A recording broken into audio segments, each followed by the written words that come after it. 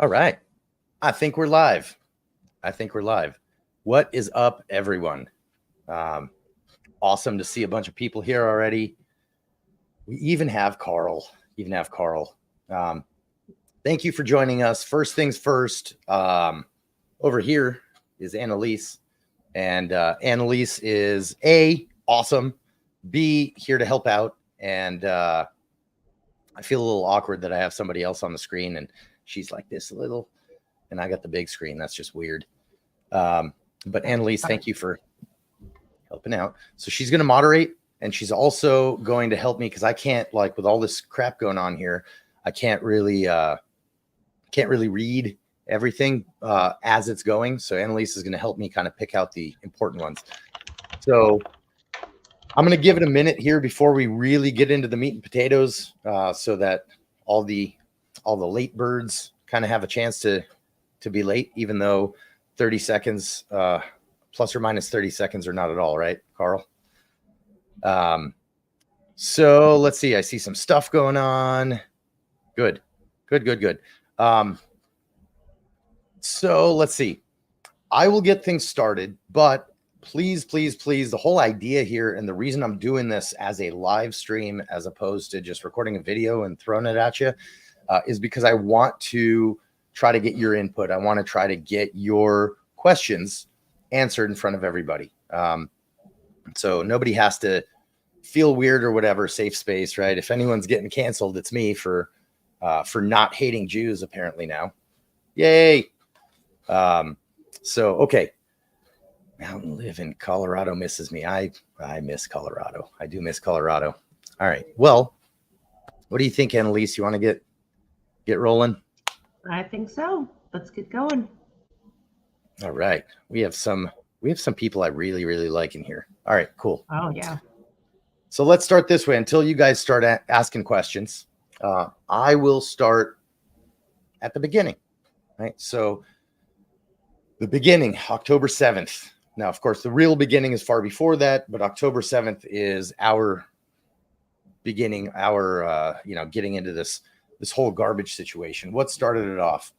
Obviously, we all know about the massacre of October 7th. 6:30 a.m. plus or minus. We got about between 3,000 to 4,000 people crossing the fences. Not all at once.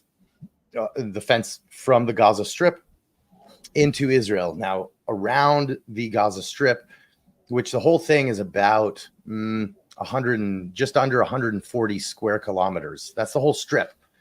So it's pretty much one giant city with little holes in the city in terms of buildings. And that's kind of what the Gaza Strip looks like. It's on the beach. And so it's all sand. It's hard to grow stuff there. We can get into that a little bit later. And so all these people come in. They use different ways to come in. At first, what they did, my assessment is the first few people actually came in with, through some tunnels that at least the tunnels got them very, very close. My opinion is that's how they managed to actually get into the bases where. So we have a job for mainly women in the army, and they monitor all of the cameras and all of the equipment that's guarding our border fence there with Gaza. And so it's mainly women, and they sit there and they monitor everything, and they have the capability to throw forces at different problems. And sometimes those forces are mechanical things, and sometimes those forces are boots on the ground, right? Or maybe airplanes or whatever. So all that stuff. So they were sitting there. They were some of the first places hit for obvious reasons. You would attack, the eyes and ears of the military first, right? So they went in there, took a bunch of those. Those were the first killed, first hostages taken, that kind of thing.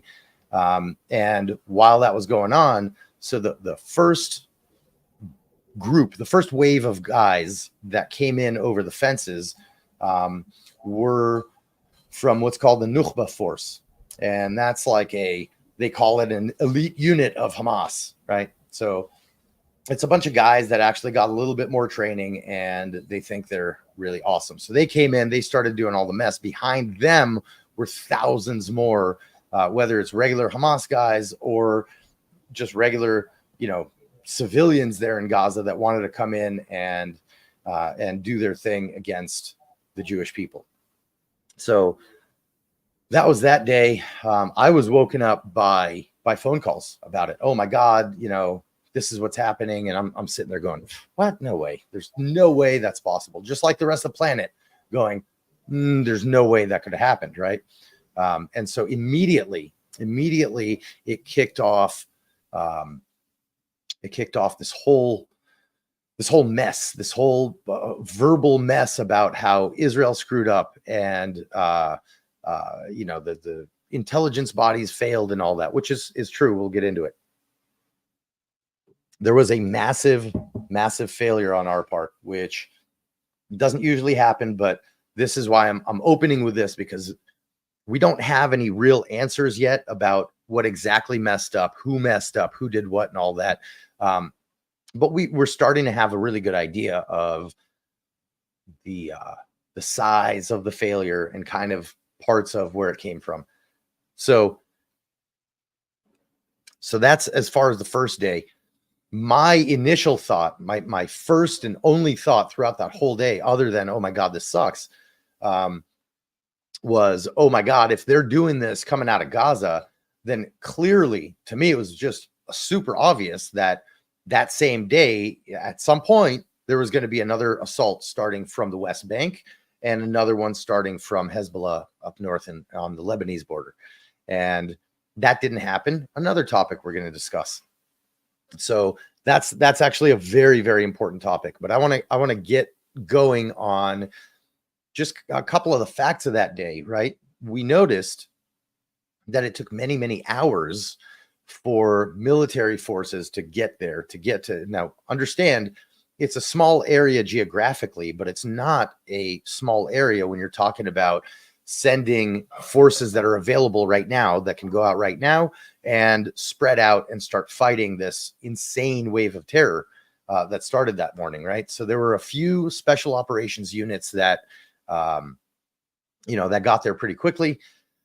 They took very heavy losses. Some of the people there that day I knew quite well, actually, good friends of mine, especially one out of a unit called Yamam. He was a team leader there, really good friend of mine, just a wonderful, wonderful guy. And I personally vow to avenge him in one way or another, but that's personal. So let's keep going. The military forces for the last year or so were really preoccupied with the West Bank. There's been a very heavy terror wave in the West Bank the last year, and a lot of the forces were there, the active duty forces. Of course, there were forces along the Gaza border, but a lot of them were actually, they were occupied right away in the initial attack. They were caught off guard because they did not get any of their intel. And and they took incredibly heavy losses, the infantry guys that were there. So that was that. Let me back up in the timeline a little bit and try to give you guys an idea of why this would have happened at that date. Now, that in and of itself is probably a 2-hour conversation, so I'm going to try to keep that as kind of a shorter piece. Sorry, I'm trying to read your guys' comments as we go. So leading up to it, Israel has been in a political mess for the last year or so. At that point, the previous 6 or 8 months before the October event. So there were a few topics that the Israelis were really really at arms with each other about, and I'll just describe it very briefly because it doesn't it pertains to why they chose this date, but it's a different conversation, right? The idea is the government that has been elected, right? It's a democracy. It's the one true democracy in the Middle East. The government that had been elected was trying to do some crazy things. Bibi Netanyahu, our prime minister, is under 4 indictments. I believe they closed one of them. But he's under 3 at least indictments, and he's trying to get out of it. He has been in power for way too long. There are unfortunately no term limits on prime minister in Israel. And this is what we have. So we can get into the politics of him a little bit later, maybe. But what was going on is he had decided to do this judicial reform. Unlike America, right, where we have the three main branches of government, in Israel, really, there's the parliament. And then to keep the parliament honest, we have essentially our Supreme Court. And what they're trying to do is make laws to where the Supreme Court can't have as much power on their lawmaking as it has been. This is where it gets into this whole other diffused conversation that we're not going to get into. But the bottom line is our Supreme Court has been blamed for meddling in politics before. And I say it that way because I don't know exactly how true or negative that is, right? They do have a legal position within politics, but they also have been known to keep the government in check during some crises. And it's a really important body. We only have one body that is doing the checks and balances versus the parliament. And our parliament has a lot of different people. There's a lot of different types of people represented. There are even Israeli Arab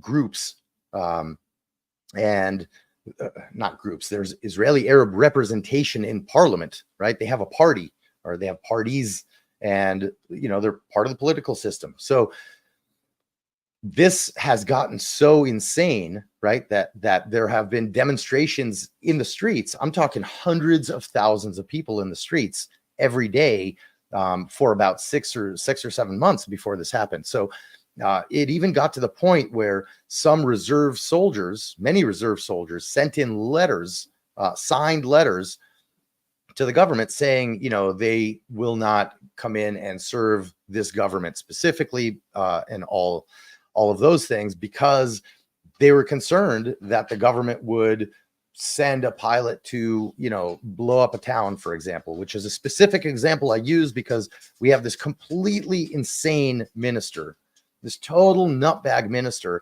who has made comments like that, right? Which if I made a comment like, oh, we should just blow up that city, you guys would be like, yeah, well, we probably should. But if a politician says something like that, you got to kind of take them at their word, right? And that's not something a politician really needs to be saying, right? So based as a response to that, for an example, you have a lot of these reserve soldiers saying, I'm not going and doing that because he might send us on something completely illegal or genocidal or whatever, which he wouldn't, because he's in check by the rest of the government.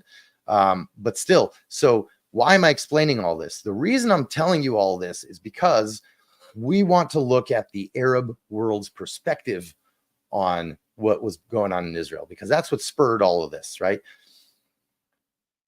One of our biggest flaws as Western societies, Israeli, American, European, whatever, it doesn't matter, is that when we go into a conflict, we do not understand the people we're dealing with. We do not understand their culture. We may have read books about them. We may know a bunch of words in their language, a couple of their customs. That doesn't mean we understand we are able to see the world through their eyes. And that's a big thing, right? So that's why we lose all of these conflicts now. And I say we, it's not just Israel. It's not just America. The whole world is losing these conflicts. Half the times we're not even aware that we're in these conflicts. And that's another topic we're going to get into as well. So let's see. Okay, from their perspective, they're seeing weakness, right? When they see a country that is frayed, or as they gauge it, right, we're on the brink of civil war. And I've even heard Israelis use that term. I don't think it was anywhere near a civil war, but it was definitely very, very intense. Notice, by the way, that all this stuff in Israel was not violent, right? It was essentially an exercise of the First Amendment of everybody. So mostly peaceful stuff going on there. The Arabs see it as Israel crumbling. Now's the time to attack. Now we know that this whole attack was planned quite at the very least since the May beforehand, right? So at the very least, a bunch of months went into planning this. I believe it was much longer, but once all that stuff started in Israel, you can see, all the internal stuff. You can see that that planning started on this, right? So that's been planned for a while now. The big question is, what I said my biggest fear was on the first day was these guys are coming in from Gaza and raping and burning and murdering and all this. When is it going to start from the West Bank and up north in Lebanon? So that didn't happen. And the big question is why? Why did they not? Because if you look at all the responses, right, of the other Iranian-backed militias and, all these other bodies, Hamas is our brothers and they're our brothers and we fight with Hamas and yada, yada. The fact is, if you look at it, Hamas was actually left alone. They were completely ditched by their other groups. They were ditched by Hezbollah. They were ditched by the Palestinians in the West Bank. They were ditched by Iran. They were ditched by everybody who was supposed to come be in this assault. Now, I'll say this. This next piece of information I got from, I listened to some very wise Israeli people, ex-intelligence officers, ex-politicians, ex-generals in the military, that kind of thing.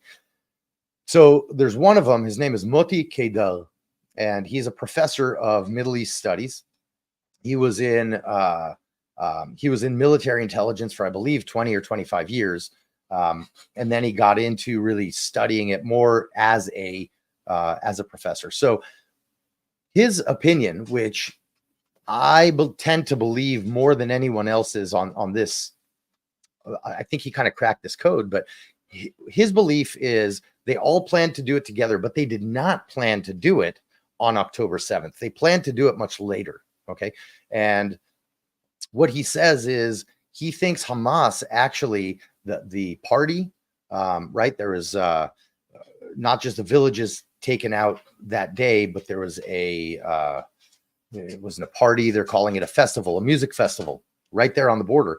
Loud speakers, all that. Now think about Islam, right? What does Islam permit? What does Islam not permit in that sense? So here you have loud speakers with loud noise, music, probably drinking and drugs going on there. People probably scantily clad and that kind of thing, right? All of these things are frowned upon in Islam, as they are in other religions. The problem is Israel is a modern liberal society. And I say liberal in the positive sense of the word. I'm not talking politically.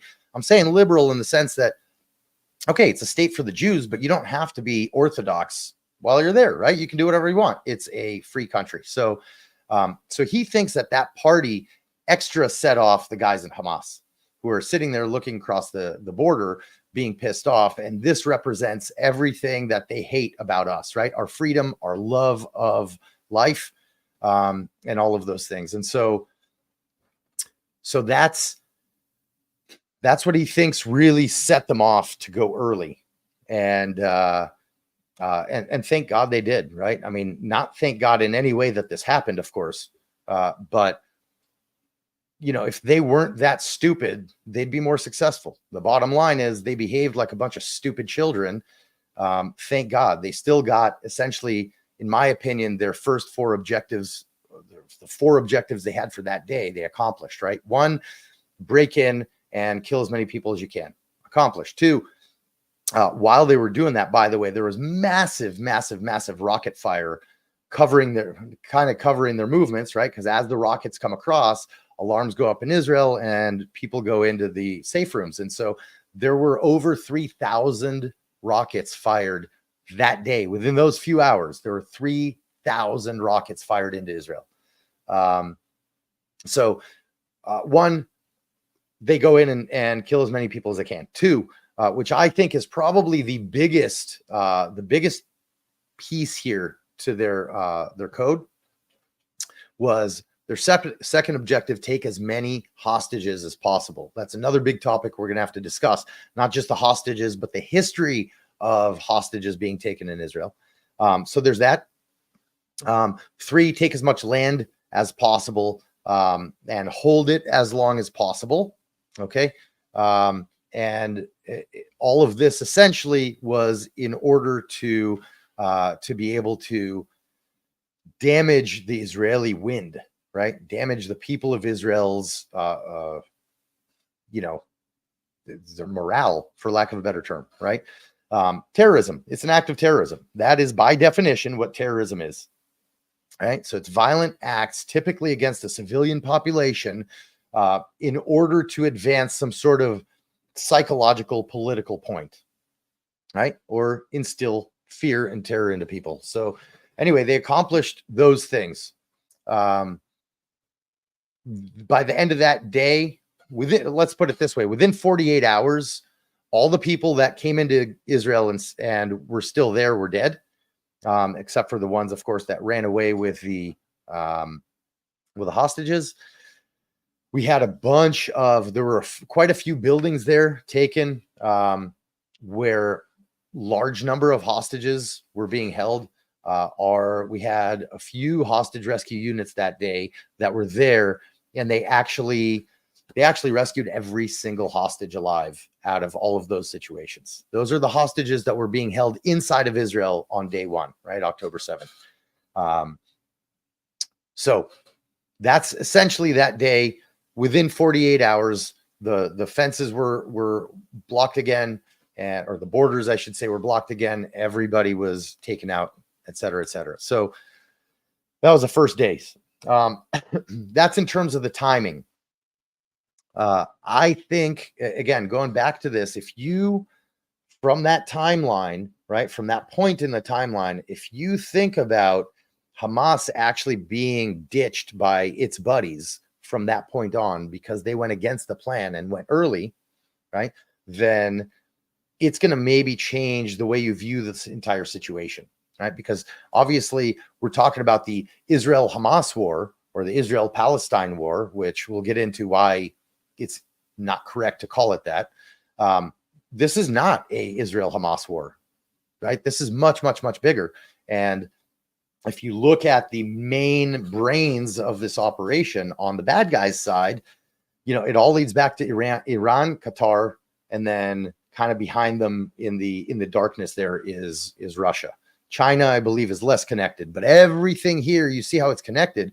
And you could even, in theory, call Israel an American proxy. And that's where I want to get into now, right? Because we talk about proxy wars all the time with,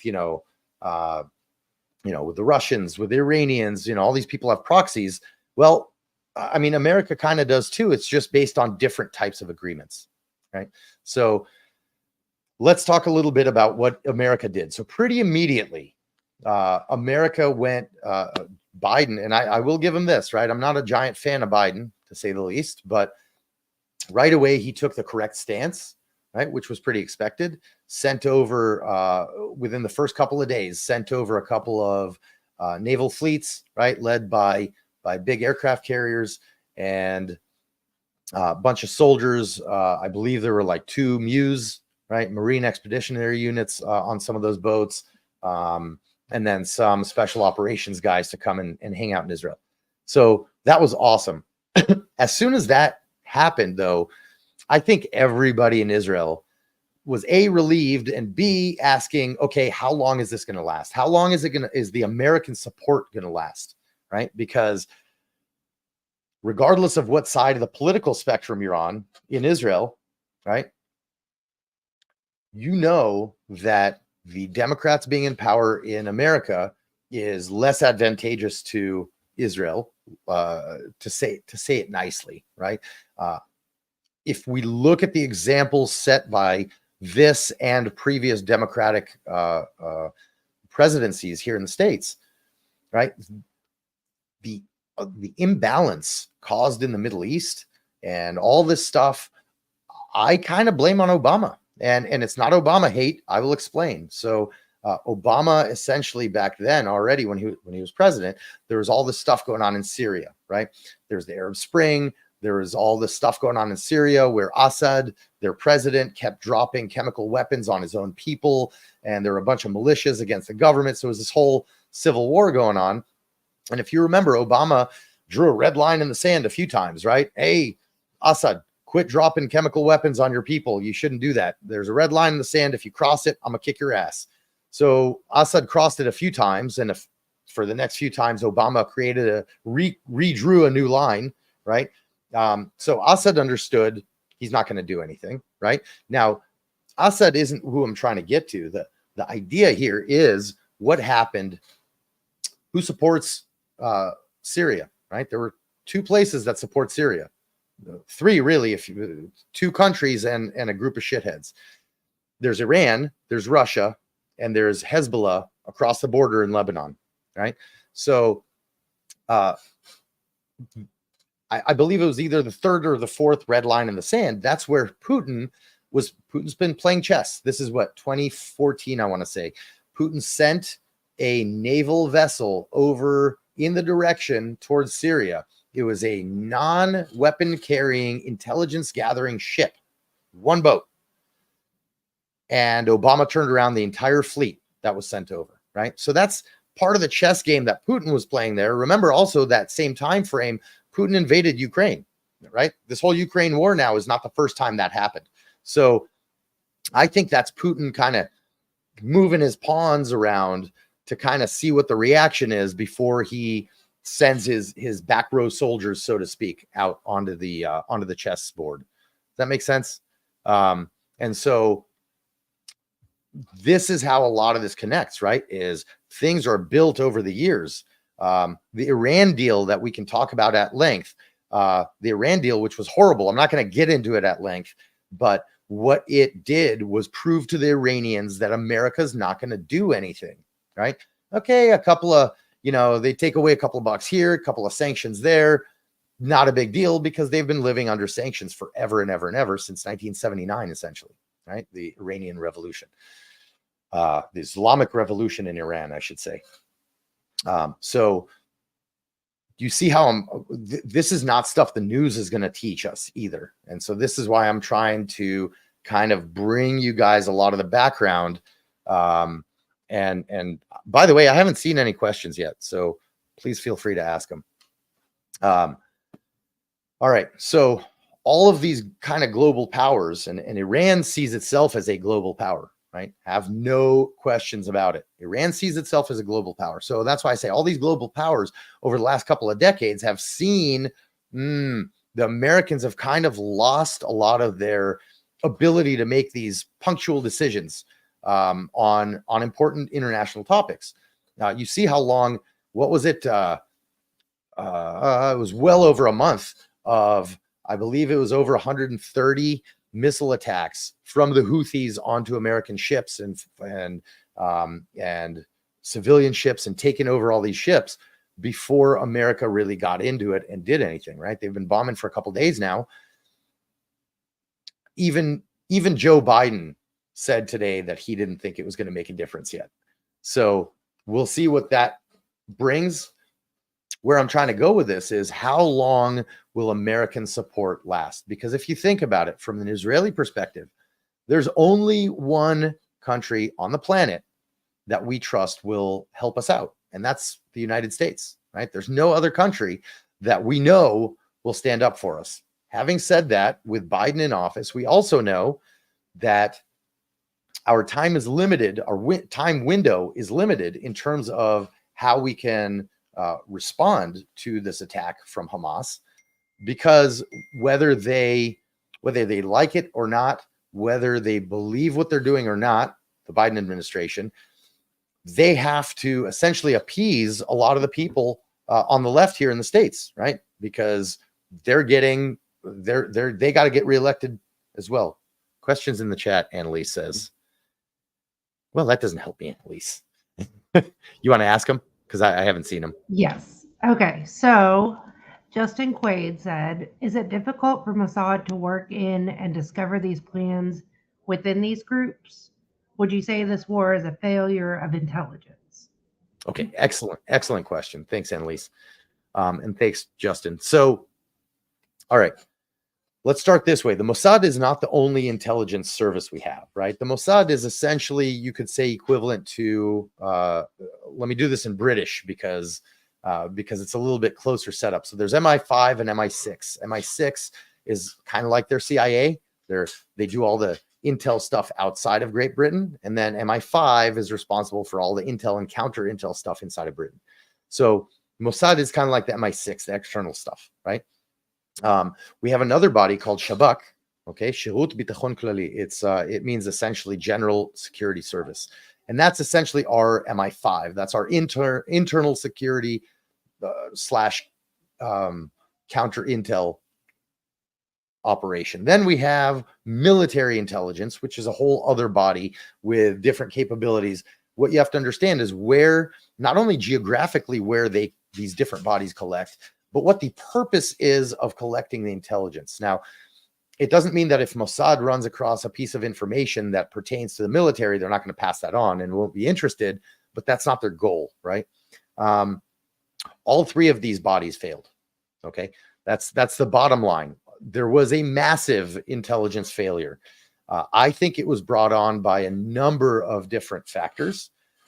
Some of them were hubris, right? The deadly sin, hubris. Some of them were that on the part, I believe. It's too early to know, right? Because we haven't done the studies yet, the case studies, and we're waiting to kind of get through the emergency part of warfare. Afterwards will be the correct time to do all the investigations. The Shabak and the army were the two bodies mainly responsible for collecting intelligence from the Gaza Strip. Now, of course, we know this is a much bigger plan.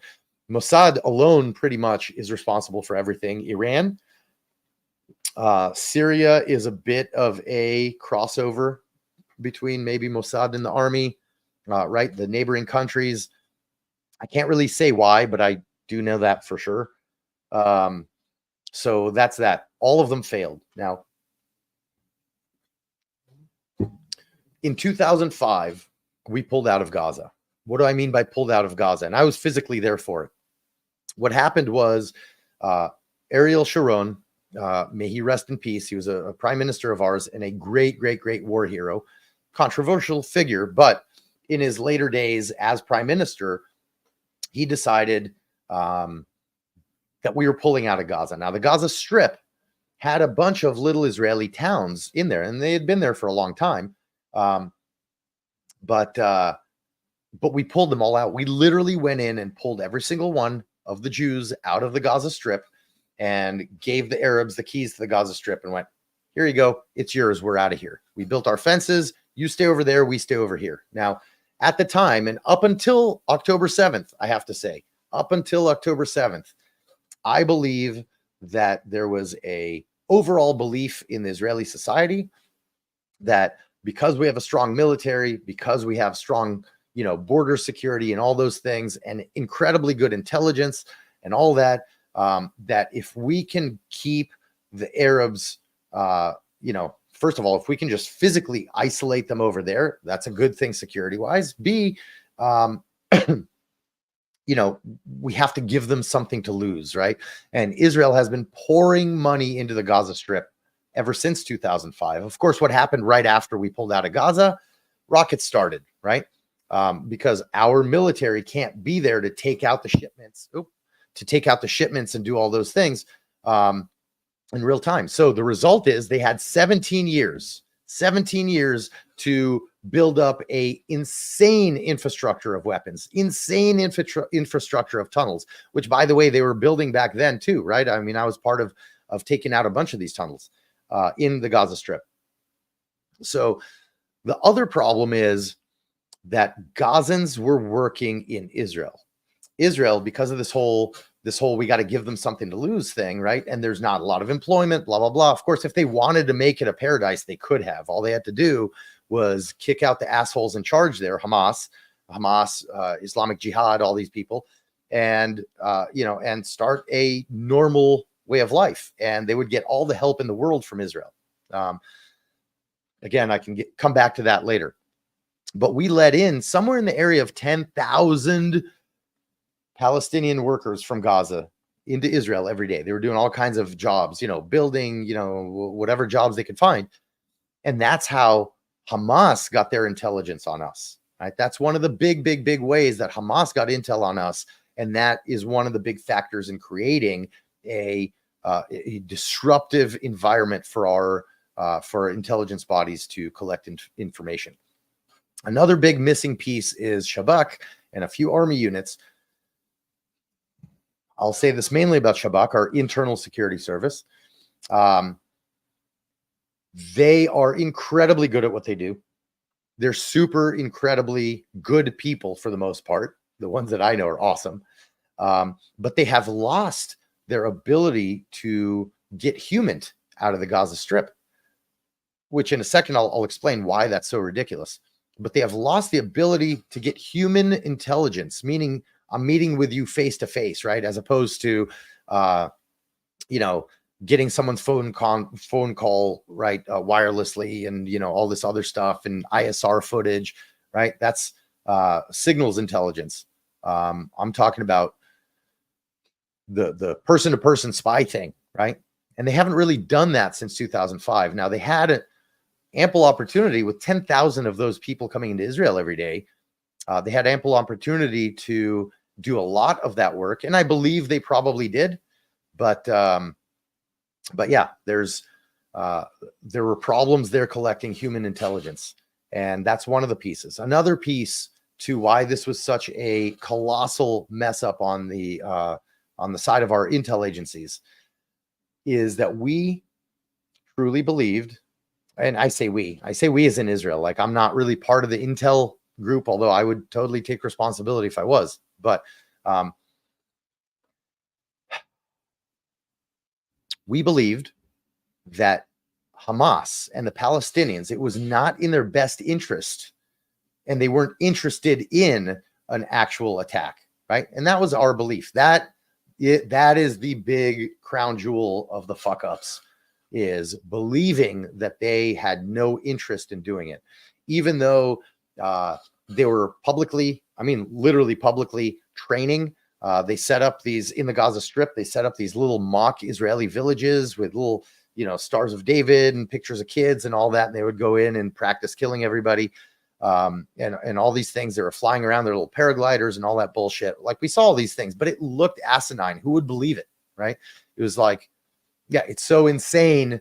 There's no possible way that this is what they're playing. It's just insane. And here we are. Probably the biggest lesson to learn from this is when a terrorist group, or when someone who is aligned with a terrorist group says something, we need to listen. They may be full of shit. They may be complete nutbags, but we have to take them at their word. So if one of these people says, I will not rest until I kill every single Jew in the world, then okay, he may be full of shit. He may just go home and, he was blowing off some steam, but what if he wasn't, right? And the job of intelligence agencies, first and foremost, is to pick up on all these things and to take them all seriously until you can prove that they are not serious. And that is exactly what did not happen. So there's a lot more conversing we can do on intel, but I kind of want to move on from that a little bit, mainly because it is not yet fully established, right? Like I said, the investigations on it are going to happen. Heads will roll. The last thing I will say about that is, except for our Prime Minister, Bibi Netanyahu, our Minister of Defense, and, a bunch of other people, a bunch of heads of military units and security services, the head of Shabak, they all stood up like a day or two after the massacre, and they said, I take responsibility for my failures in this whole thing. I take responsibility, et cetera, et cetera. The only person who did not take to this day, it's been over 100 days, is our Prime Minister, Bibi Netanyahu. He refuses. That's part of his ego thing. So that's that. Hopefully that solved a little bit of your intel question there, Justin. All right, what else we got, Annalise? So Big Fezzik asked, what can we do as individuals to help you personally through this? I tell you what. First of all, what's up, Big Fezzik? How are your wheels? I'll start now, but I'd like to leave this kind of for the end. Annalise, if you wouldn't mind kind of reminding me towards the end, because really what we need to do is what y'all are doing right here with me right now, which is we're sitting here, we are spreading information, actual information that, you know, things that happened. We're dissecting why things happened, giving some background and all that. That's what we need to give to the rest of the people in our country, the rest of the people in our communities, right? Because the Arabs have already won. I should say the Muslim world has already won the PR battle here, right? Israel has been historically horrendous at PR. And I'll get into some stories about that. The bottom line is what we need. We are in an informational war, right? We are in fifth generation warfare. It just is what it is. Not all combat is going to be uniform gun against gun, right? Or artillery and tanks. Fifth generation warfare takes on many forms. And one of the biggest contributors to fifth generation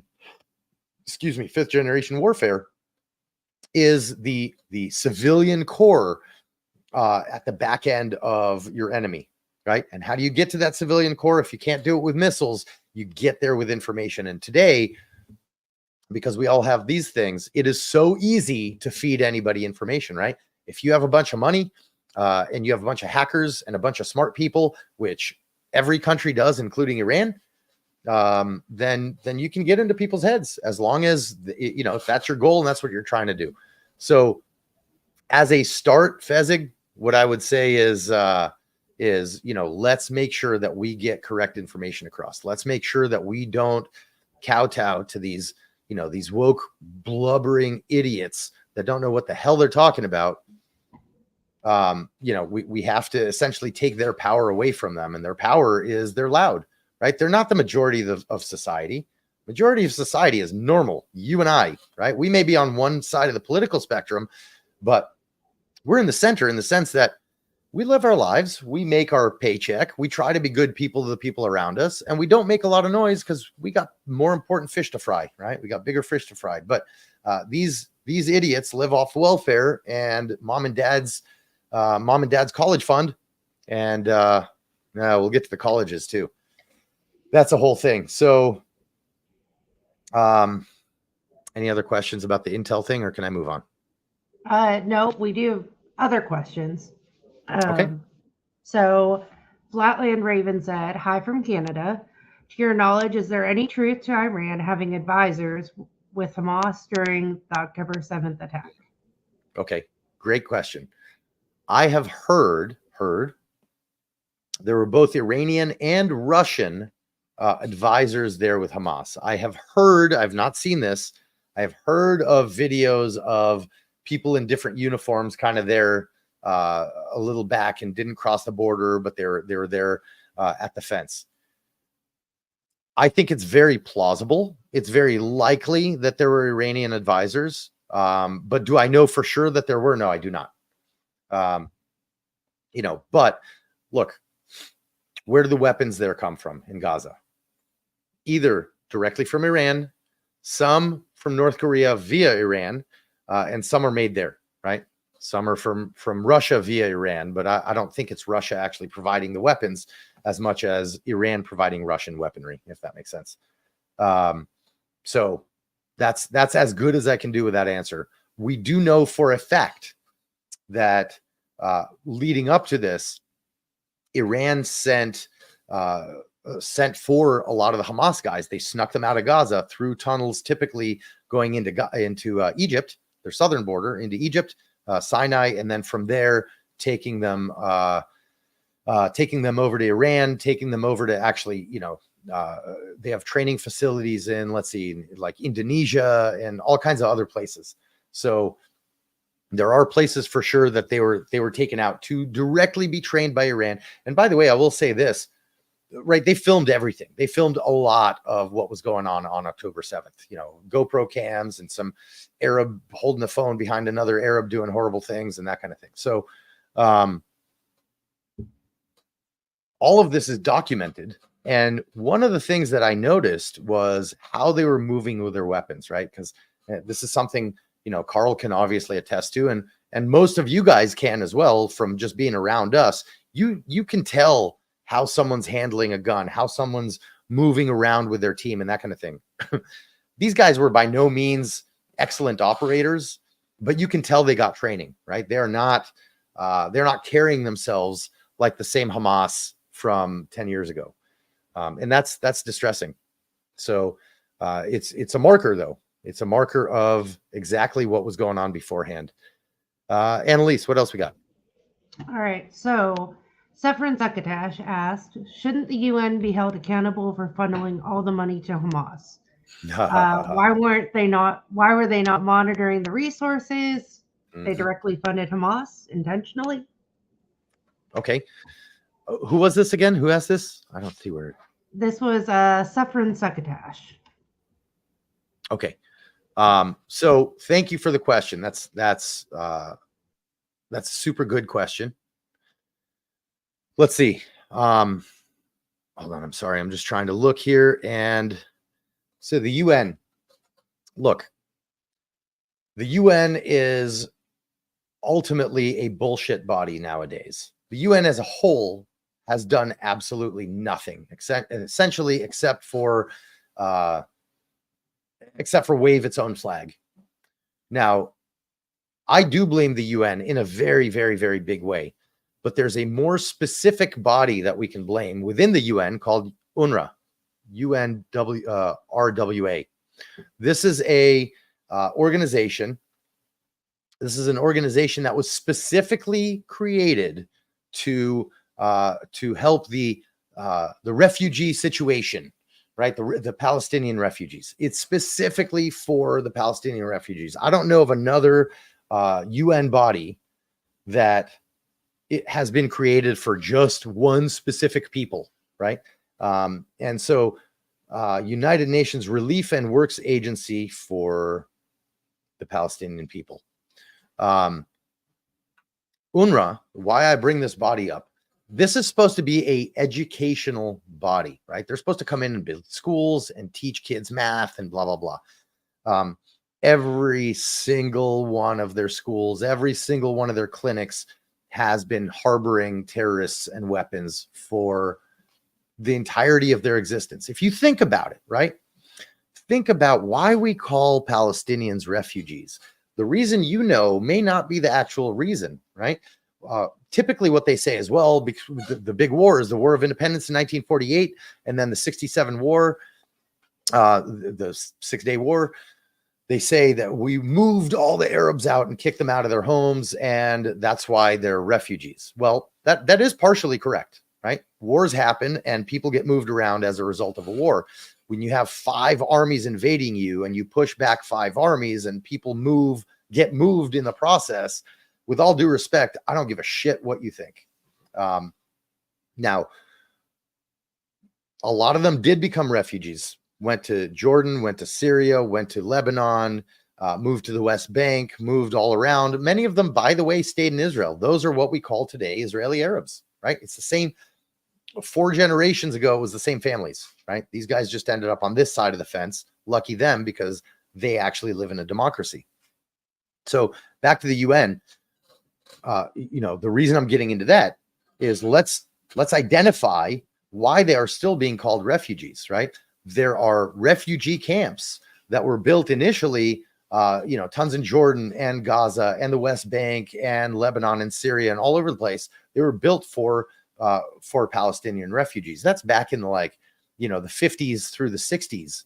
And now all of those refugee camps are brick and mortar, right? They're buildings. They are concrete buildings with houses with running water for people to live in, right? So they're not exactly refugees to begin with. They denounced the option to have a Palestinian state. We'll get into the 2-state thing here. But so what I'm saying is, really, if you look at it, they're no longer actually refugees, right?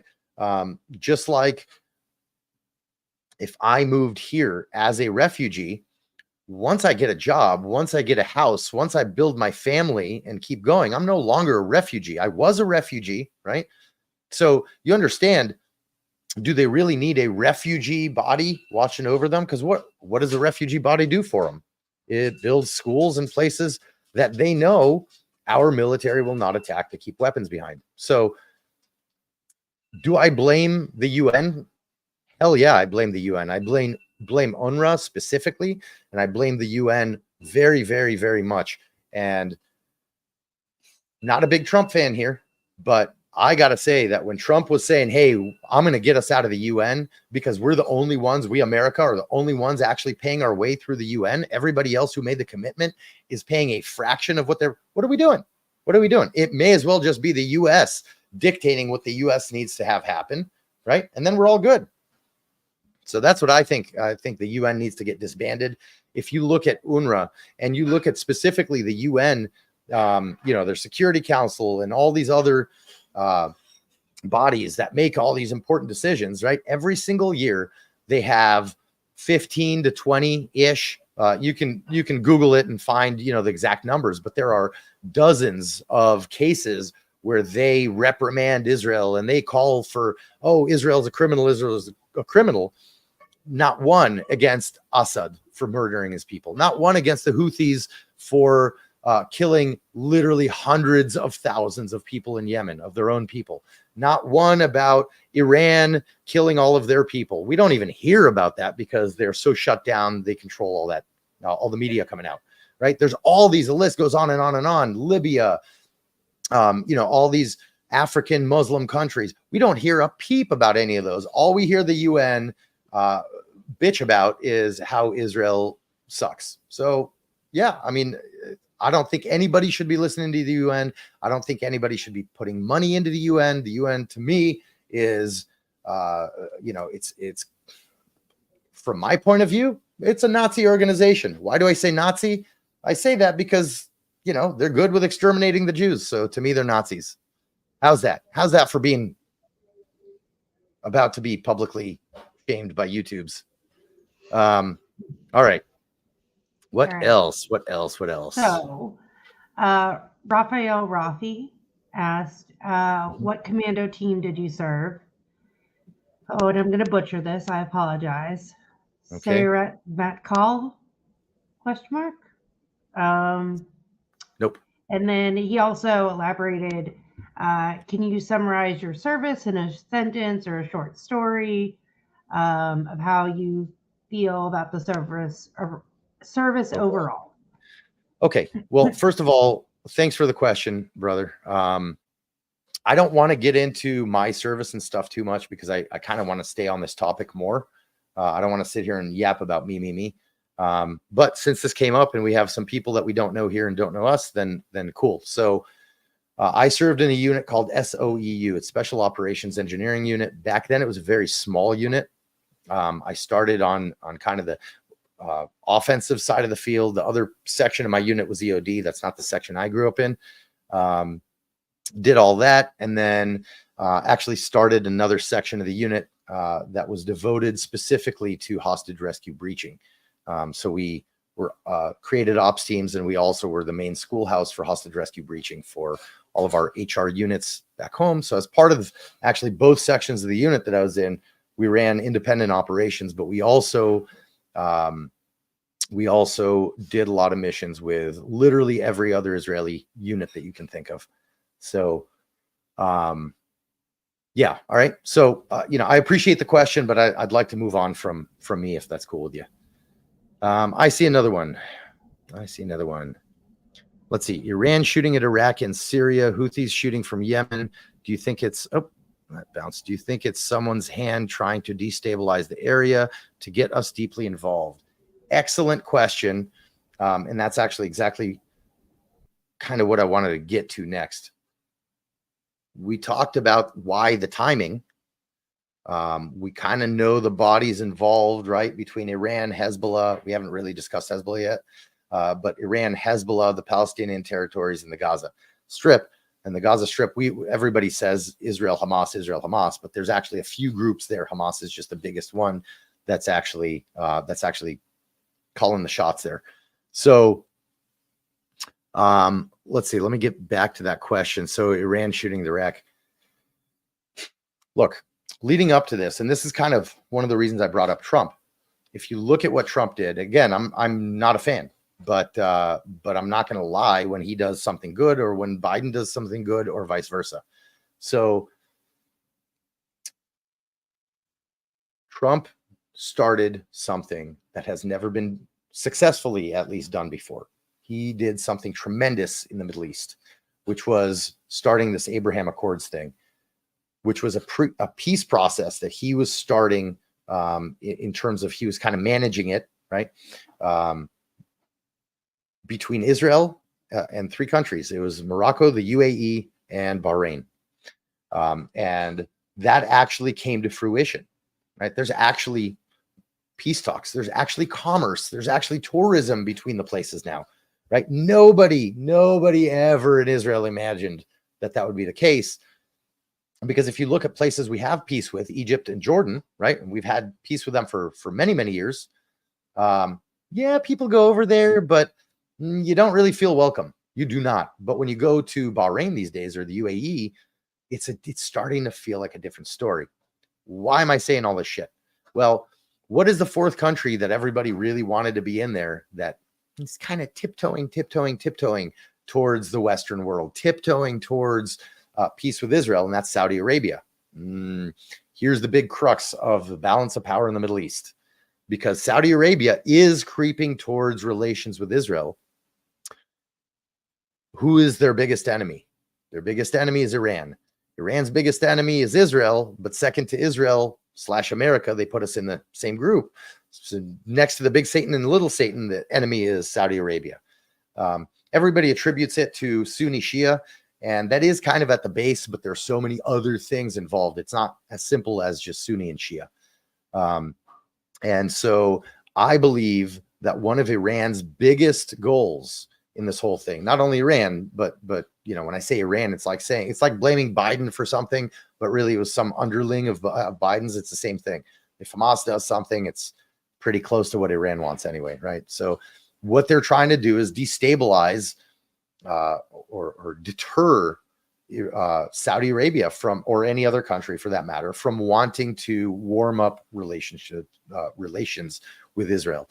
And that's a huge piece behind this whole war. Right? Objective number one, completely annihilate Israel, destroy every Jew that you can. Objective two, if you can't do that, at least make them not have this peace process anymore and set them back a bunch of years, both monetarily and politically. Right? So that's kind of the deal with that. Yeah, there's absolutely, you want to take it a step beyond Iran, right? There's what is Iran being fed by Russia and China, right? Because they're being fed by China, for example. China is a silent partner, but China is feeding them a ton of money. The oil, right? They're buying a ton of Iranian oil, as is Russia, and not to speak of weapons. So Iran now, never mind the infinite money that the Biden administration gave Iran, never mind the even more infinite amounts of money that the Biden administration gave Iran for these horrendous nuclear deals. But the rest of the world too now, right? Because if we China or we Russia or we North Korea or whomever else, if we know America doesn't have the teeth behind the bark to come in and enforce what they want done, then I don't have to listen to America. America has just dropped. It's been demoted from number one top dog to not so much top dog. He's got a bum leg and, doesn't have the will to fight. And that's how the Arab world sees America right now, right? That is how America has been behaving, not just the Arab world. That's how China and Russia see us as well. And so, so that opened up, right? Hey, America's not going to do anything. We can have free commerce with Iran at very, very low stakes. So you see how all of this is such a mess, a spider web of bullshit that comes together. And we keep jumping back to the same things back and forth. And you'll see that happens because all of this stuff is connected. This is why I tell people here, listen, you can't call this the war in Israel or the Israel Gaza or Israel Hamas war or whatever, because it is already a world war. It is. And I think anybody that denies it is not seeing reality for what it is, right? Has it become a kinetic World War III? Not all the way, but the axes have already been established, right? This is truly West versus East. And so the axes have been established, and all the motives are there, and the actions have already started, right? By the way, how did World War I start, right? How did World War II, in terms of the American involvement, not start, how did the Americans get involved, right? Shipping, right? Pre-Pearl Harbor, right? Pearl Harbor was like the straw that broke the camel's back. But really, if you think about it before, it was all about international commerce and the Nazis taking out ships and that kind of thing, merchant marines and that kind of thing. And so it's the exact same thing happening now in the naval scene, right? The Navy has a much bigger role to play, I believe, in modern warfare than it did back then. And back then it was huge. But yeah, so that's where we get into the Houthis, and we can discuss that in a second. But let's see if we have other stuff first. Annalise? I was going to say Point Blank Simulator said, Hey. Emery, do you think if Israel do make their twin berth man-made canal through Israel and North Palestine to rival the Suez, will that put even more of a target on your back from Arab states? Excellent question. First of all, what's up, Paul? Haven't talked to you in a minute. Hope you're doing good, brother. So, okay. The Suez Canal is a problem. It's a problem, and that's why there have been wars fought over it. What Paul's referring to is, or Mr. Point Blank,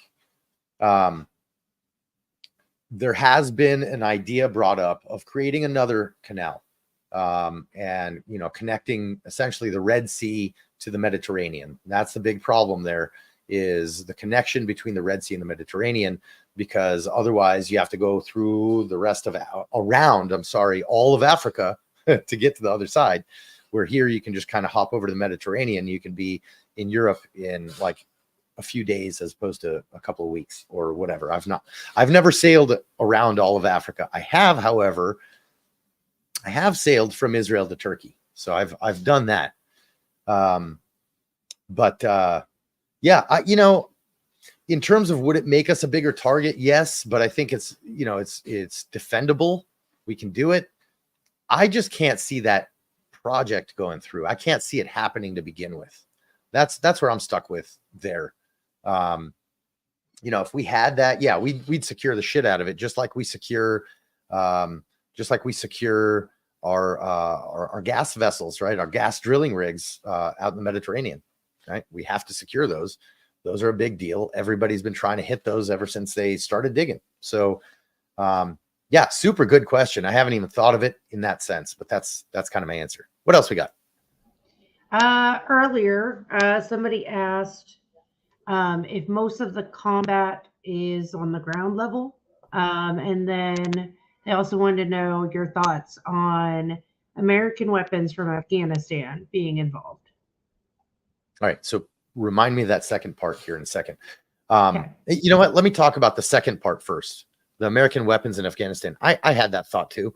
I was thinking, after we pulled out of Afghanistan in such a horrible fashion, and we left so much there for the Taliban to take, I thought, oh man, this is going to get everywhere. But the truth of the matter is, I don't think there may be some of those weapons that showed up in Gaza, but I really don't think there's a lot because they need them over there, right? They're keeping them over there. I know that, for example, some Blackhawks that we left over there were sold to China, so that now China has a couple of those to do what they wish with, and reverse engineer or whatever. I don't think they really made it that far as to get to Israel. And also, I'm not sure they were needed, because if you think about it, you got one of the richest countries on the planet supplying infinite amounts of money directly to Hamas. This isn't to like the big Palestinian, cause or whatever, directly to Hamas. And that's Qatar. Of course, Iran is passing over money and weapons, and they're smuggling weapons from elsewhere that end up making their way through below the Egyptian border in tunnels. And so, yeah, I don't really think that as much. Question number 1 was what, Annalise? I can't remember. Is most of the combat happening on the ground level? Okay.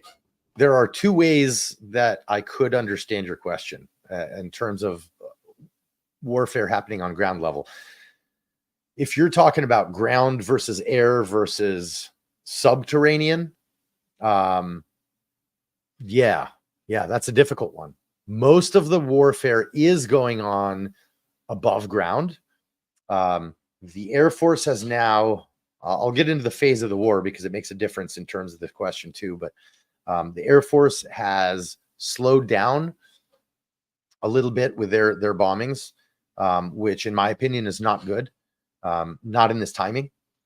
Most of the fighting right now is above ground.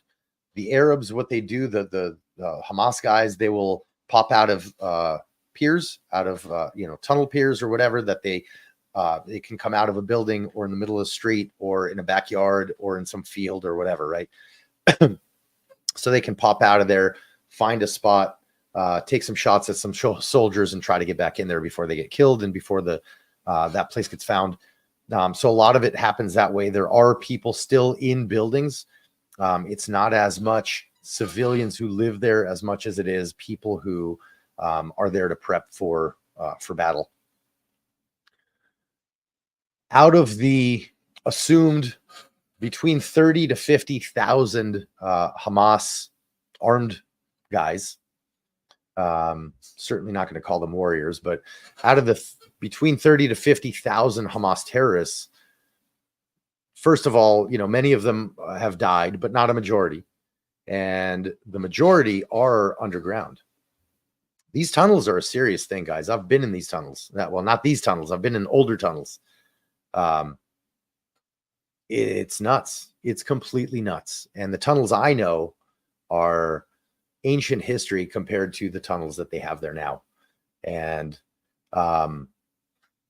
they were built specifically for this, right? There's 3 types of tunnels in the past, right? Now they're all interconnected and it's this whole network.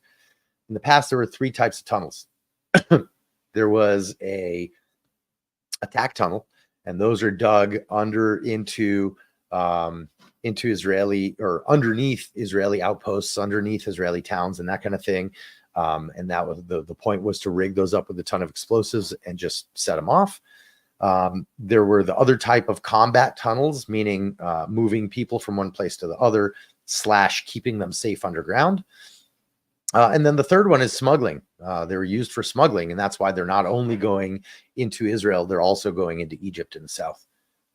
So the majority of the Hamas pukes are in the tunnels now, and they pop out as needed. That's also, we're assuming, where they're keeping at least the majority of the hostages that are left. And we have, I believe, 130 something hostages left. I'll tell you the exact number here in a second. As long as my news thing comes up. I don't remember numbers very well. Oh, it's not telling me. I'll look it up. But yeah, what they're doing is they're keeping those hostages near their combatants. They know that we're not going to go in there and destroy everything just willy-nilly, because we value human life. We value our people's life infinitely. And so that's kind of that. That's why they keep them there. That's why we have not yet flooded the tunnels, right? There's all this talk about flooding, and Israel actually put together an entire huge system. We put together a huge system that has never been done before of pumps that were mobile, and we brought them there, set up these enormous pumps to start pumping ocean water into the tunnels. I believe the reason we never really flooded them is just that, right? There's hostages down there, and we're not going to kill our own guys. So yeah, eventually what's going to happen is it's going to, one of 2 things in terms of, is it going to be super or subterranean warfare? It's always going to be both. But when this is all said and done, if Hamas stays, it's going to keep going in both realms. There's going to be more tunnels, and there's going to be more, because of that, more people above ground. If it doesn't, and we're able to destroy all the tunnels, great. I don't think that's really going to happen. I don't think that's going to happen. So, which brings me to another point. Unless we have any other questions for right now, Annalise. Nope. Nope. Okay. All right. So one of my big problems with the government in Israel and how it's running all of this stuff is not being able to make a adequate and timely decision.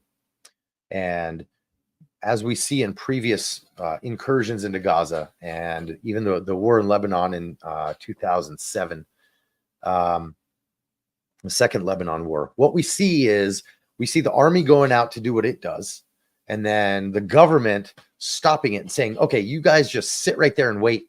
And then you guys move over here and sit over there and wait. And you can't do that with the military, certainly not in urban settings, right? So that's one problem, is not knowing how to run the military or letting the military do what it needs to do, right? If you go into the military and you say, hey, look, give me your, what we call a drawer plan. Give me your plan for taking over X city. Cool. Awesome. Go do your thing, right? But you can't have government actually running tactical level decisions on the ground. And so that's really bad. Another problem is that the Israeli government has not for many years given the military very precise objectives, precise and attainable objectives, military objectives. We started off this war with having two objectives: kill Hamas and bring back the hostages. Now, already just in those two statements, you have a very big problem, right? What would we like to do? Exactly that. Kill Hamas, bring back the hostages. But they are kind of, in a way, mutually exclusive. If you're going after Hamas first, as a first order of business, you're going to have more hostages killed, if not all of them. If you reverse that order, you reverse your whole setting, right? So you're going only after that. You're going to take a lot more casualties on the military's end. You're going to prolong this war a lot more, right? The way to do it is to annihilate Hamas first. There are a few reasons I say that, and I'll get into it. But the main point here is that our government couldn't come up with clear enough objectives to not put itself in a bind. And so they kept having to switch objectives, and they kind of switched the terminology and all that, playing the political game that we all know from over here. And that's also a really bad thing. I will say, to the government's credit, that once that invasion started, and it took 3 weeks before the invasion started. I believe it was 21 days almost exactly from October 7th to the invasion. And that time was well spent, right? Everybody wanted it to happen immediately. I did too, right? What I thought should have happened is that day, oh, they took people back to Gaza. Cool. Airplanes in the air, and make the entire Gaza Strip a glass parking lot. That's what I think should have been done that first day. Here's why I say that, right? Because you'll understand that I'm not saying things out of emotion. I'm basing this on tactical thinking and strategic thinking. If we could have taken a absolute insanely powerful military Air Force action that first day, even at the risk of killing our hostages, I think it would have been the right thing to do. Because again, this is getting into understanding our enemy, understanding our enemy's culture, right?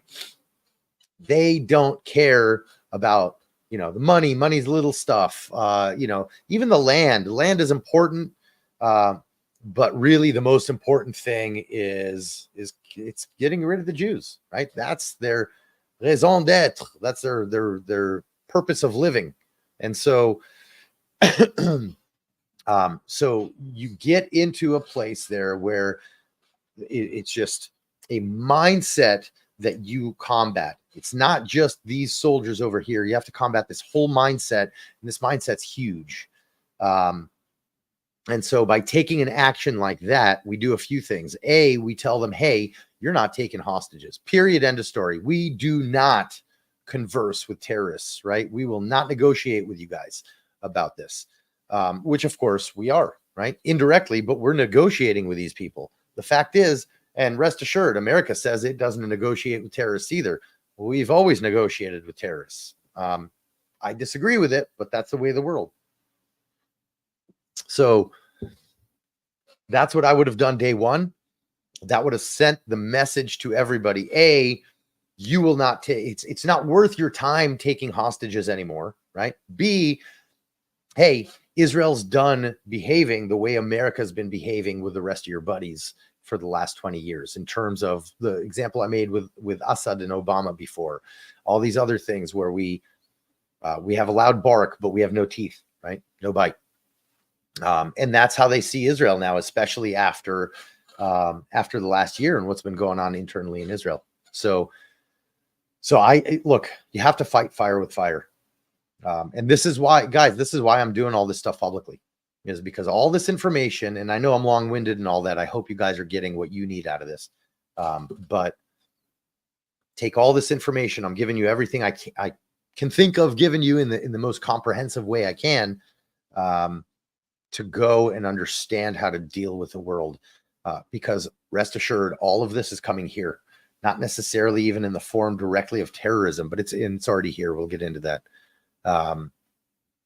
Cool. What else?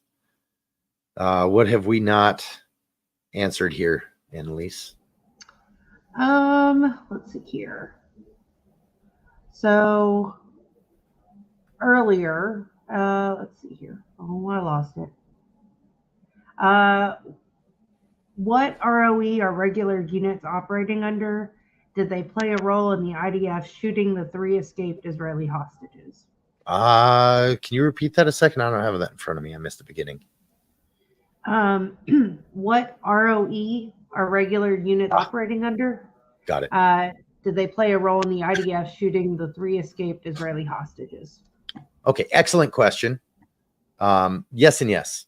So, look, normal ROE in what we call the we have a term for it. It's essentially the war between the wars. The first war there is not the appropriate word, but I can't think the right word in translation off the top of my head. Your normal operations, your ROE is very, very stringent, very difficult for us to deal with, much in the way that American soldiers get their rules of engagement. I've been in hundreds of times where I've had rocks thrown at me and hit, Molotov cocktails, gas tanks that were then fired at, and was not allowed to shoot back. So ROE for the most part is very stringent. Now is not normal times. Now is war, is actual war. War has been declared. It's a completely different method of operation, even down to the individual level, individual soldier level. At the time, this is another failure, right, on our part, but at the time, nobody thought there even could be hostages running around in the street. We thought they were all underground or being kept somewhere. There's just no way. It's not likely, not really plausible that there could be hostages in the street. And so, yeah, the ROE is essentially anyone who's not our guy that you see on the street. If they're armed, take them out.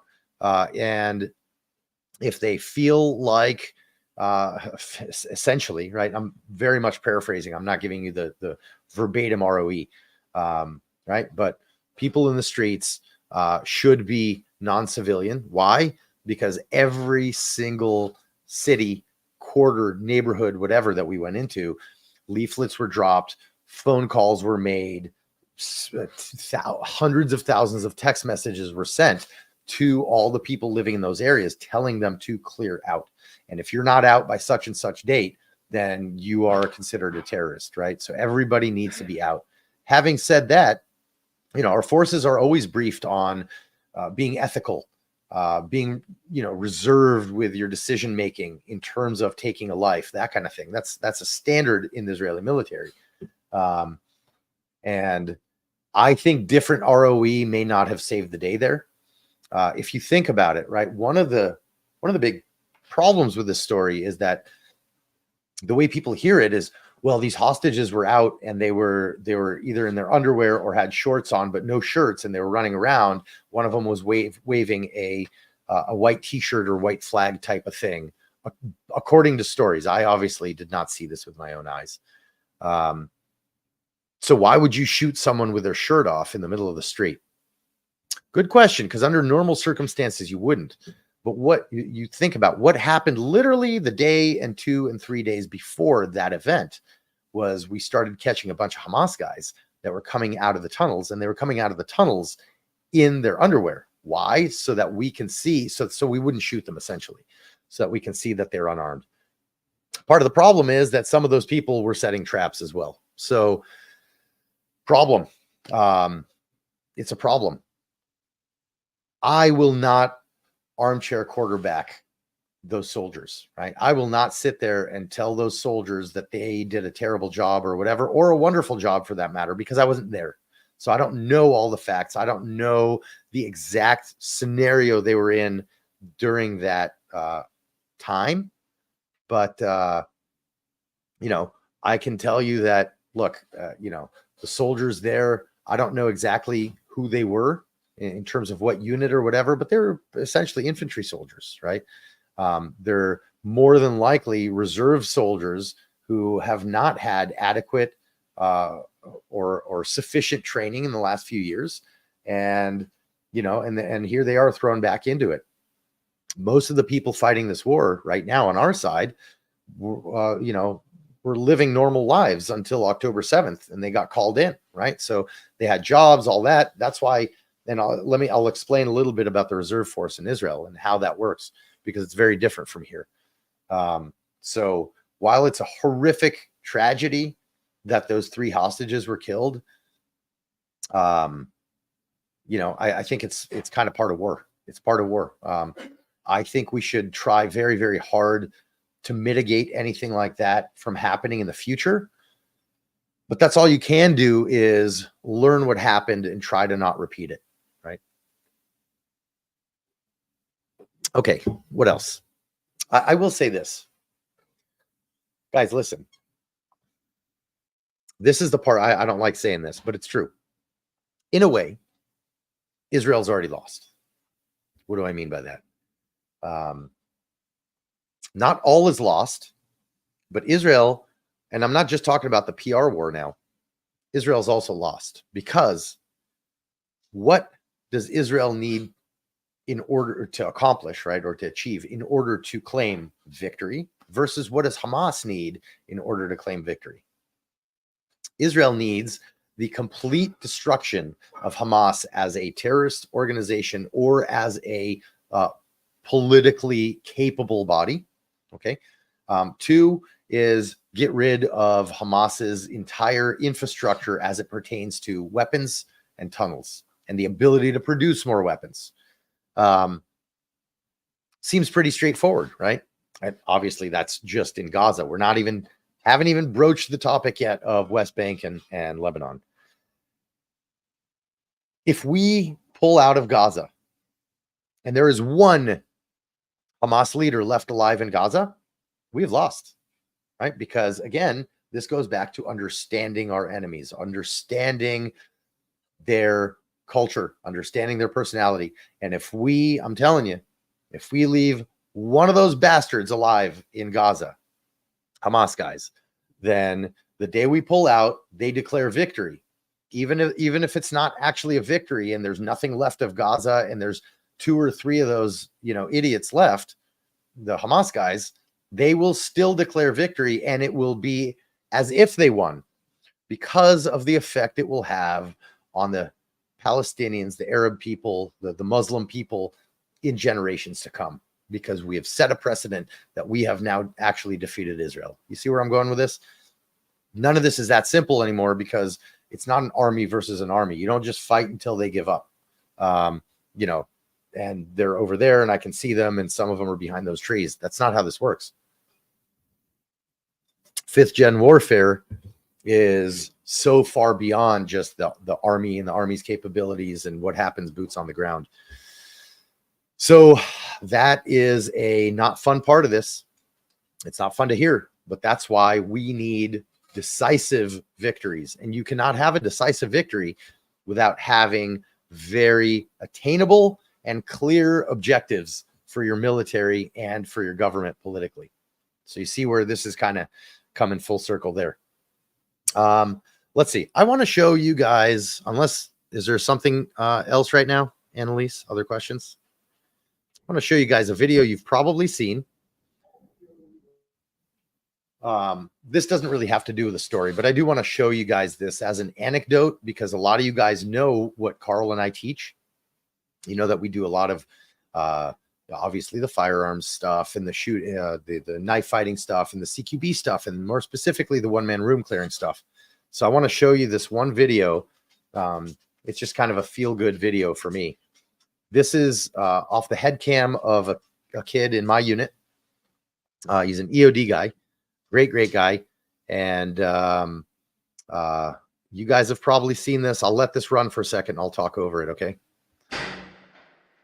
So right here, he is in a building. Let me pause this a second. So what you see here is you see into the door, right? There's an apartment that obviously has had some fighting going on inside of it. This guy, though, somehow got split from his force. They are across that apartment and down a pier of stairs.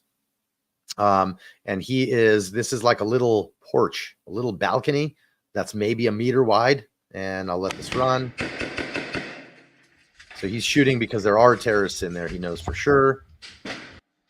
All right. So you see him shooting at one guy. The guy falls right there. They'll show him circled here in just a second. He's yelling that he's down. And now what happens is, you see that bouncing around? That was a frag grenade that's about to go off. This kid took a frag grenade like right by his feet. He should be dead. He lets it breathe a second, right? That's what a frag looks like, guys. It's probably not a very good one because our guy's within 8 meters, which is the kill distance, and he's still fighting. And he's doing one-man room clearing. Guys, by the book. By the book. Oh, and here he messed up. Why did he mess up? It's okay for me to point this out. But if you back it up a couple of frames, which I cannot, you will see that he walked into that door and did not clear his corners. Didn't clear his corners. But why didn't he clear his corners? Because he saw those terrorists right there and he was locked onto them. He should have looked. There's terrorist number 2. Okay, and then he works his way out to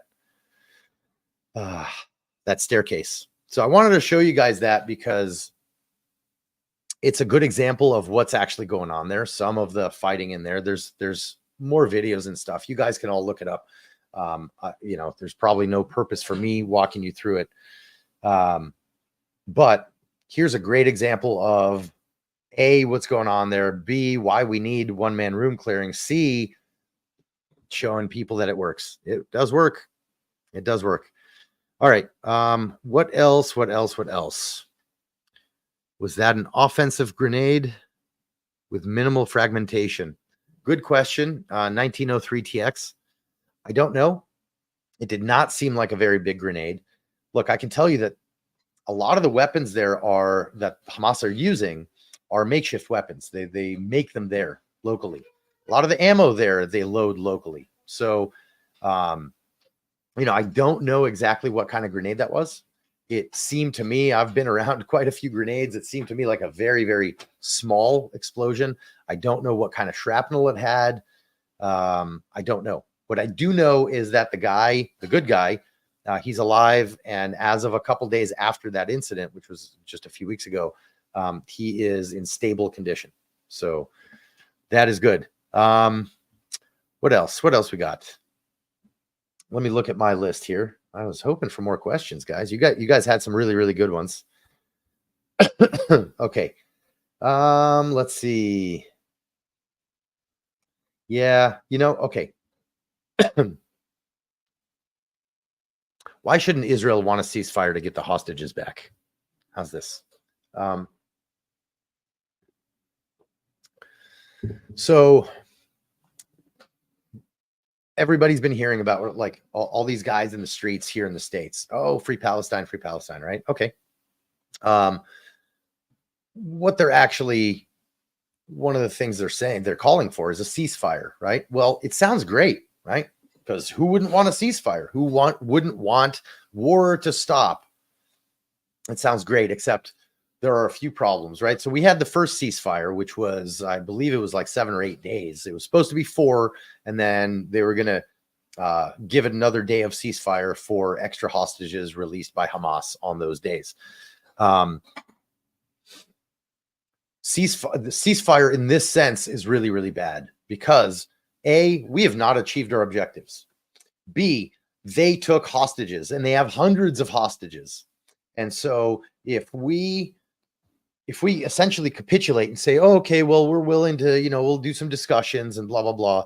And just like we did last time, we let go of 150 terrorists in jail, not hostages, terrorists that we have arrested for committing criminal acts who are sitting in jail, 150 per hostage they released, not for, 50 or whatever, right? Which is kind of what Hamas was saying in the beginning, but they've never said anything true in the history of Hamas other than we want to kill the Jews and we want to kill the Americans. So a ceasefire, worse than anything else, lets them know that the cards are in their hands and we cannot let that happen. And 2 is, of course, it lets them regroup and medically treat guys who need medical treatment on their end and get some food, get some R&R, and set up the ambushes for the next set of fighting. And so, by the way, the International Red Cross, which all of us know as a good name, is every bit as criminally culpable as UNRWA is in this whole thing, right? What is the job of the Red Cross? What is the job? Somebody look it up, right? What is the job of the Red Cross? Well, what their job is here in this setting was to kind of mediate on the hostages. And I don't mean mediate in terms of the talking back and forth and who makes the decisions, but in terms of sending messages, in terms of their job, their actual job is to go and find these hostages and make sure they're alive and see if they need medical treatment and those kinds of things, which of course they have not been granted access to. But I think the International Red Cross is playing along with Hamas in this. And so some of the hostages that were released were even saying that they were more scared sitting in the Red Cross vehicles with those people driving than they were in Hamas captivity. So there's that. That's why these ceasefires cannot happen. Right. One is we are sending the wrong message. And this is all about sending the right messages, guys. It's all about the right messages. And if people here get pissed off, if people here think that we are committing genocide, which is completely insane and fabricated, and it's a very skewed way to look at the world. Not only is Israel not committing genocide, but and probably in this forum, it's not even relevant for me to say this, right? But what would you do, right? What would you do? What would you do if tomorrow morning people from the town over from you came in and murdered your family and raped all these women and took babies and cut them up and hung them up on clotheslines in rows and were laughing and sending selfies and calling their parents all proud of what they've done, right? This is the personality there. And so, they come in and they do that to your family and shoot one rocket into your town. What would you do? What would you personally want to do to that other town that came in and did that? Right? I think we all would have the same answer, which is not go over there and apologize to them, right? The Gazans have had Gaza, the Gaza Strip, without a single Jew in there since 2005. What have they done? Have they built resorts? Right? Have they brought in tourists? Have they built jobs? No, they have built nothing but warfare, nothing but hate, right? You can look up, there have been a few Arabs that have gotten out of there that grew up in Hamas, got out of there, moved to Israel. and now are sharing their experiences, and their experiences are insane. They're so much worse than anything you can really imagine in terms of how Hamas educates young people in the Palestinian territories to just be hateful, right? To hate the Jews. So it's literally in their charter. It's literally the point of existence of that group. So now we're getting into, I'd like to get into another thing, unless we got something else, Annalise. I do have another question that popped up. Harley Softail asked, can you elaborate on what the Hannibal Directive is and your thoughts on it? Okay. So the Hannibal Directive, it's kind of what I was talking about in a way. What it is, it was started for soldiers, right? So essentially, if I'm walking down the street with my buddy and he's also a soldier, and then a truck pulls over and a bunch of terrorists come out and they kidnap him, right? And I see them running away with a soldier. The Hannibal Directive essentially says that I need to attack them, and even at the cost of maybe hitting the soldier, because it is so insanely damaging to Israel when we have a hostage taken. Why? Because we capitulate. We essentially give them, right? The Gilad Shalit was an Israeli soldier, armor corps guy that was taken. When was it? Back in like 2006, I want to say. I can't remember when he was taken, but he was held by Hamas for 8 years, 7 or 8 years in Gaza. By the time we got him out. When we got him out, they released 1,000 terrorists for one soldier that was still alive. 1,000 terrorists. And by the way, guess who were in that group of 1,000 terrorists? People like Ismail Haniyeh, right? The leader of Hamas. So, who by the way, was in while he was in jail in Israel, got a brain tumor. And I'm sorry, Sinwar, the other leader, Sinwar. While he was in jail in Israel, got a brain tumor. It was a fatal brain tumor, got medical aid in Israel. They gave him insanely expensive surgeries, got him through his brain tumor. And in his interview right after waking up, essentially with the head of the prison there, told her that he wanted to kill every single Jew, and that the fact that we actually fixed him up made no difference in his plan to kill every Jew on the planet. Just FYI. So I think I kind of lost my train of thought there because I got a little pissed off. Because how do terrorists go in and get out of jail with college degrees and more money and all of that stuff and more power, right? Just insane. So Hannibal, that's what we're talking about. So that's essentially that. The reason that comes up now is because on the 7th of October, people were saying, and this started off because some Hamas piece of crap was being interviewed on Australian Sky News. I watched it. It was a completely nut job interview. And he said that Israeli helicopters were shooting at the Israeli civilians on the October 7th attacks. And that's really what the attacks were, was the Israeli Air Force attacking its own civilians. So it's complete nut job. That is not what happened that day. So people bring that up, and Hannibal is a real thing, but it's not a real thing on October 7th. That was not what was going on there. Thank you for that question. All right, next. So Fred Lazarus asked, why do you think there is still such an anti-Israel Jewish sentiment in the U.S., especially for the college environment? Okay, excellent question. Let's do this. You know what? I'm not going to go into the history of why everybody hated the Jews throughout history, although it's a topic we discuss often. Why do people hate the Jews now? Look, we are in a time where our Western societies are morally crumbling. And what all this woke bullshit, what they appreciate is victims, right? It's always victim versus oppressor. It's not there's two sides to a story, and sometimes the good guys win and sometimes the good guys lose, right? It's whoever's on top, that's the bad guy. And because Israel is not just letting itself get continually raped and pillaged and pummeled, then we're the bad guys now. And it's really that simple in kind of on that surface level. Getting a little bit deeper, right? Now we are getting to the crux. This may even be the big thing to end it. Oh my God, I've been running my suck for 1 hour and 40. If you guys are still interested and still here, I'll keep doing this. So going a little bit deeper.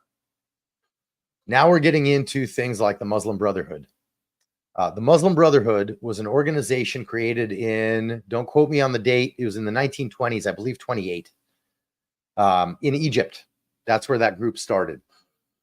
And they essentially started as a group trying to get some political stuff done. The ultimate goal being spreading Islam and making the whole world Muslim, right? Because that's the goal of Islam, period. Whatever stream of Islam you subscribe to, that's what it is, right? So essentially the Muslim Brotherhood ended up being super violent, got kicked out of Egypt. I can't remember, in the 30s or 40s or maybe a little bit later. And then they actually moved their headquarters to, guess where? Qatar. Qatar is the mother of the Muslim Brotherhood to date. Why am I bringing this up? A lot of us know about ISIS and Al-Qaeda and Al-Shabaab and all those other terrorist groups, right? The difference between groups like that and groups like the Muslim Brotherhood is the way they go about inflicting jihad on the planet.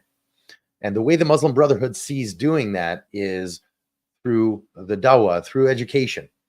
And they think that if they pour enough money and resources into different places in terms of giving locals a Muslim education, that they can turn the whole world Muslim. Guess what? It's kind of working, right? You ever been to Paris in the last 10 years, right?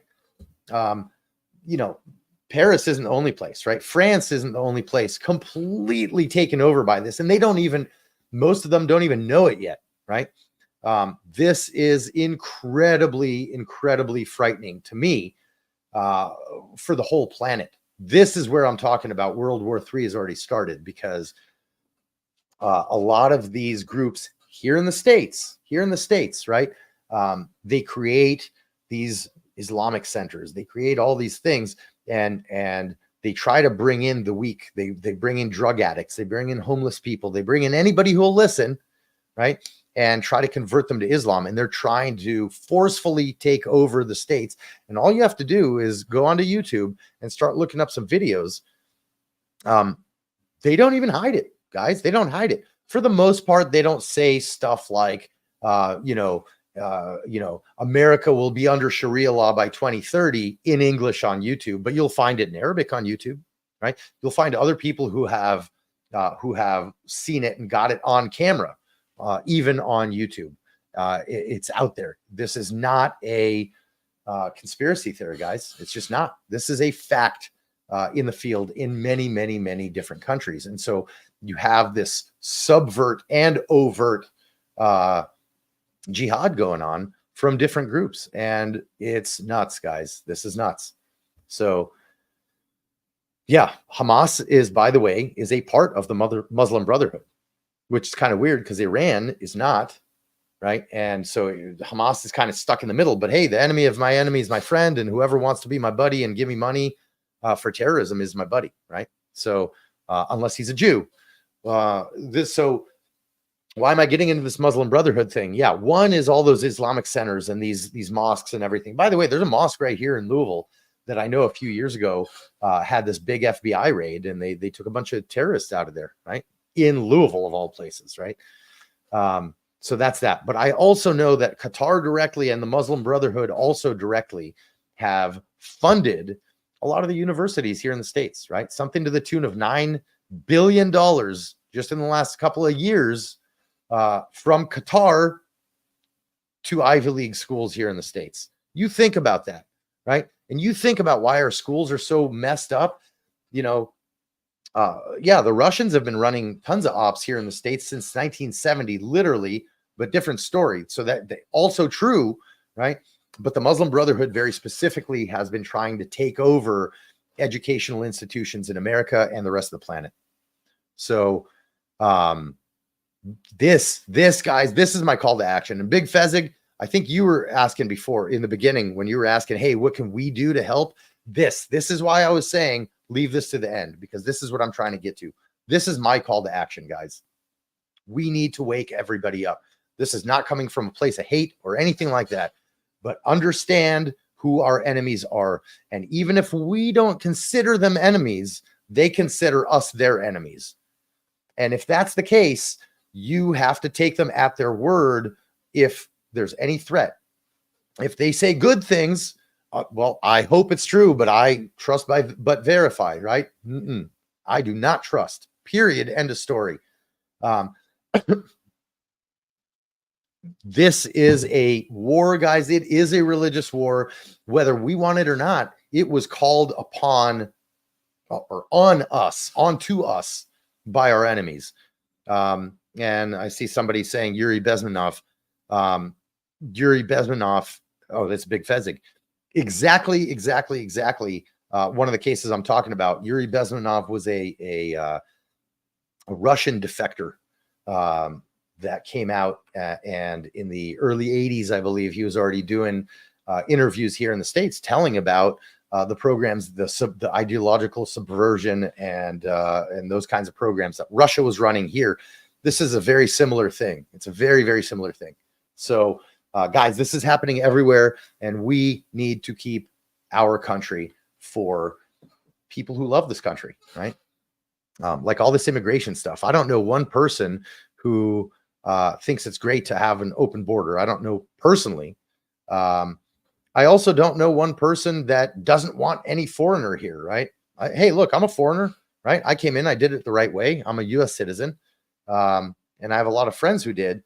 But the bottom line is we need to have control of the borders so that people who hate us can't be here. It's that simple.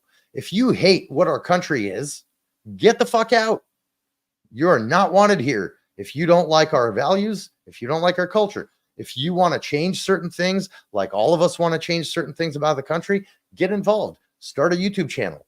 Go get elected to a position of sorts, right?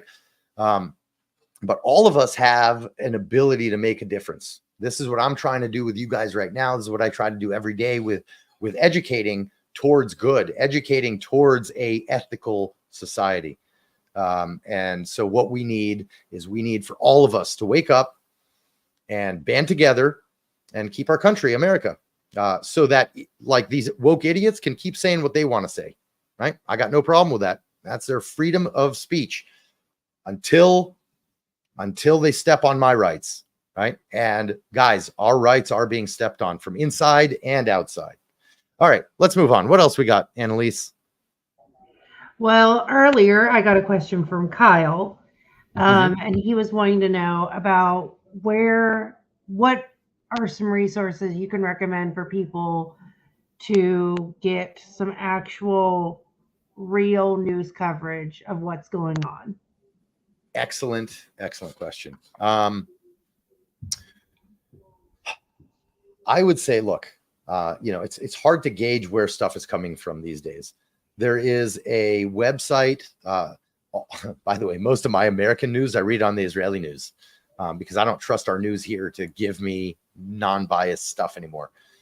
There's one of the main Israeli news places that I check out is called Ynet, Y-N-E-T. And if you go onto ynet.com, they should have an English version. I have the app here, but I don't have the internet thing. So Ynet, they do some good stuff. If you go on YouTube, I'm going to have to look this up to remember the name, but I believe Israel 7. I don't know. I will look it up. I will post it because I don't remember all the little details, but I will do a little list and I'll get it out to you guys. And Kyle, that's an excellent question. And of course, y'all are welcome to ask us questions. So, okay. What else, Annalise? I think we're caught up on questions. Okay. Look, a lot more people showed up today than I expected. So I really appreciate you guys.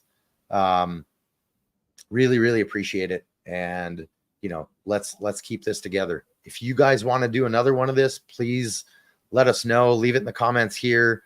You know, let us know on our, you know, Instagram or on our phones or whatever. And I will be happy to do this again. I apologize for being gone a lot. Those of you guys who know, I'm gone all the time. So, and that unfortunately is not stopping anytime soon, but I try to do stuff like this, informational. Most of it's on my Patreon. I decided to go public with this because we really had a lot of questions. So anyway, long-winded way to say, if you guys want more of this, I will be glad to do this. I see some already. Awesome. So thank you guys again. I will let you guys go. I've been yapping for almost 2 hours. I'm so sorry you had to listen and watch me. Man, that's got to be a rough day. Rough day for you. All right. Well, appreciate you guys. Keep America, America. And let's keep educating people and stay safe. Y'all have a good night.